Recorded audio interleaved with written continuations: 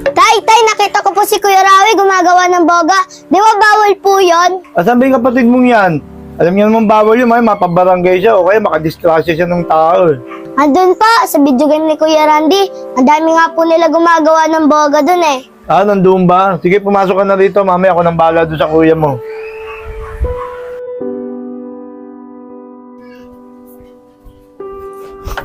Rawi, bumaba ka nga muna rito. Saglit lang. Ano po yun, Nagsumbong tay? sa akin yung kapatid mo, si Iris. Gumagawa ka rin ng boga.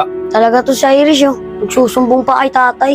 Oh, nakita mo na. Nagagalit ka pa kay Iris. Nagsumbong lang na sa akin kapatid mo na gumagawa ka ng boga. Rawi, akin na yung boga na yan. Hindi tay, akin to eh.